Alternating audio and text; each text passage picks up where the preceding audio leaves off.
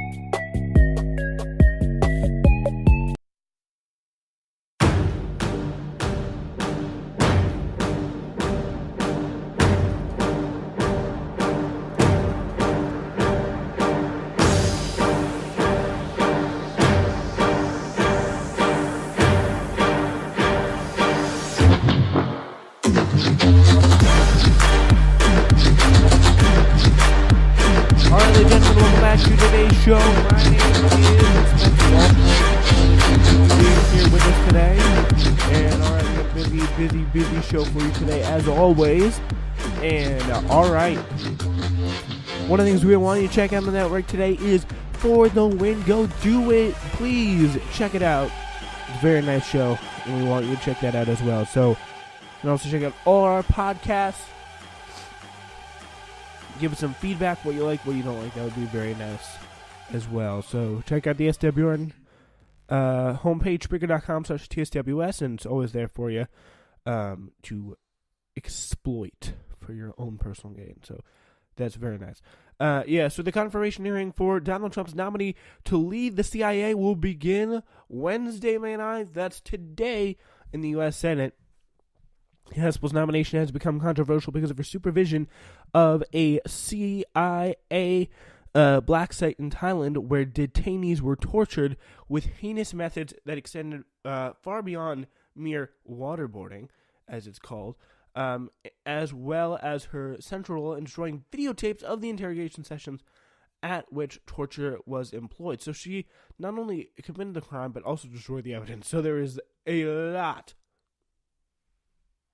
of problems, really sick, deep problems with this woman who Trump has nominated. And the funny thing is that what the White House is doing now is saying, well, if you don't support her, literally they're saying this, you're sexist if you don't support the first woman to ever become CIA director. Just, you're sexist. Like, this is what they got. So they're literally being utter hypocrites in this front. So there is that. But yeah, I do want to get in the story more, but we have to take a very short break. Very short, I promise you. So that is, it's going to be unfortunate.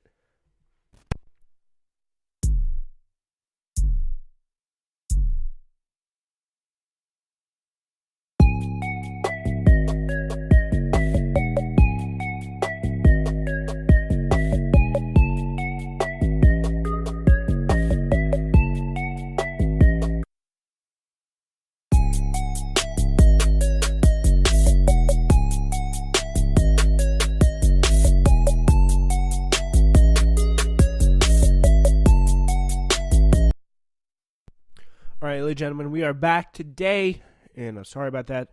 I just had to take a quick little intermission there. So yeah, the confirmation for Donald Trump's nominee to lead the CIA is set and ready to go. So far, 2 GOP senators appear unlikely to vote for her. John McCain, whose illness prevents him from attending, and Rand Paul, who's vowed to oppose Haspel. Those few things have proven less reliable than Rand Paul's promises to act on supposed principles. I mean, he had similar feelings about Pompeo, but helped him pass. He was a deciding vote to help him pass, really, actually. So,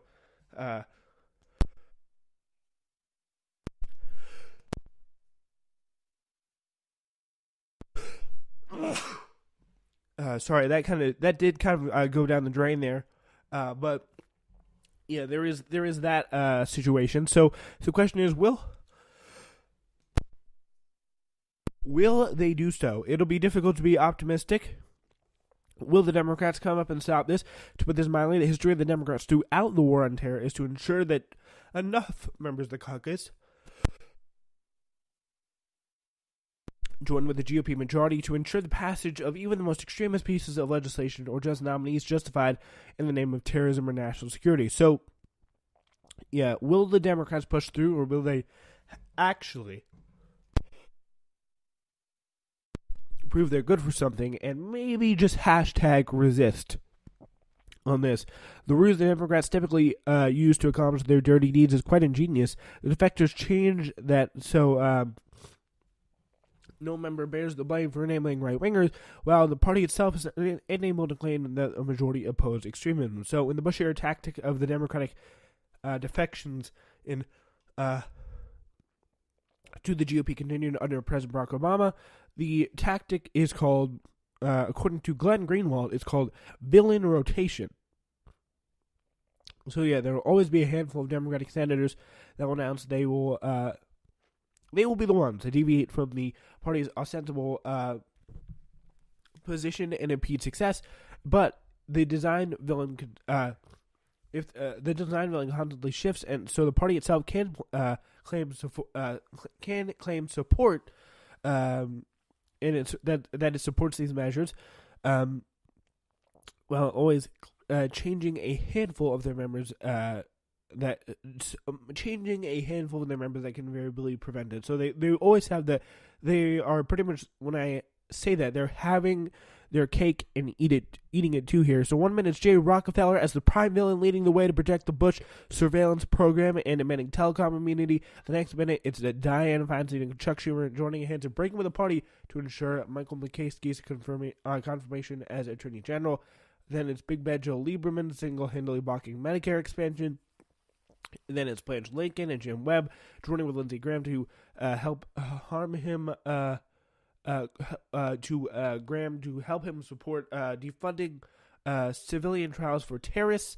And then now that they can't blame Lieberman or Ben Nelson any longer for healthcare because they don't need 60 votes, J. Rockefeller voluntarily returns to villain role, stepping up to end the pretend movement among Senate Democrats to enact the public option via reconciliation. So there is that constant rotation of who's going to be the bad guy now, and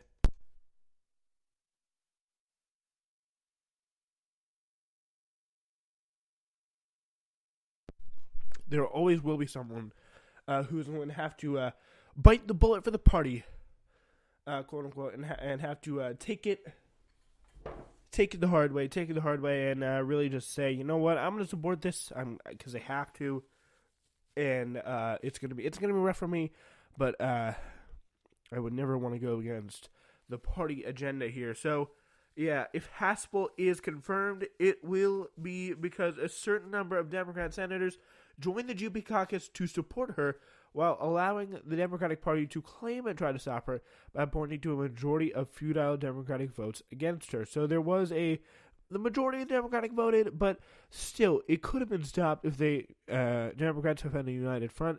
That's why the record of the Democratic Party over the last 17 years, providing what amounts to of support when it's needed for the GOP war on terror policies, makes it difficult to believe the Democrats will you really unite to kill her nomination. I mean, it would be nice, but history suggests otherwise. The prospect of a united Democratic opposition to Trump's CIA nominee is further complicated by the vocal support from Haspel, coming not only from the CIA itself, which has really been running a domestic propaganda campaign on her behalf, but also the most admired Democratic Party intelligence and military officials. So I really don't think we should have too much of those in our party. I mean, really very few. But I mean, there's John Brennan, James Clapper. He once said they're political hacks, but now he's like, when they come out in support of Gina Haspel, his nominee, they say, great stuff, keep it up, like what you're doing here, and that's just the worrying thing. So despite her role in the CIA torture program, or perhaps maybe because of it, unbelievably, Haspel has been showered with praise and for confirmation urged by a bipartisan cast of intelligence officials, including Obama's two CIA directors, John Brennan and Leon Panetta, Obama's director of national intelligence, James Clapper, Jeremy Bash, who's a current MSNBC star and Panetta's former chief of staff, and a bevy of Bush-era CIA and military officials who have rehabilitated the reputations among liberals in the Trump era, led by Bush's CIA and NSA chief, General Michael Hayden, for example. Here is a little clip I will play for you of James Clapper. Here, this is the type of propaganda, by the way, that they're going to be using in the future. So let's look at this.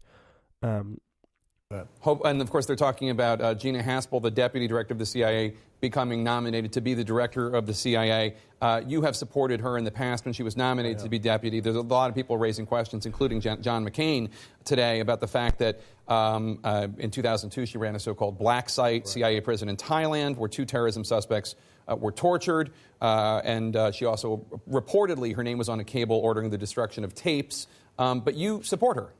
I do. I think the world of Gina. I think she's a tremendous officer, intelligence officer. I've worked with her, on an occasion when she served overseas. She had a second hat as the DNI representative, and she was great. So I think she'll be good for the agencies. She's very highly respected there, and I think will be good for the intelligence community because I think she'll work well with Dan Coates and Sue Gordon, his deputy. What about the human rights concerns that Senator John McCain raises? It's a concern, and I think that's something Gina she'll have to deal with, and I think she can in the confirmation process because there will be questions raised about it, and there'll be opponents. I think she'll get confirmed, but certainly not unanimous. Yeah, so there you have it. That's what you're going to hear all week from people affiliated with the CIA's generals. You got people in the military-industrial complex, quote unquote, that will be really going to be pushing hard to say, you know what? This is not going to be okay. We need to put a real torturer in there, someone who does not mess around on the subject of torture. and they're going to be very serious. So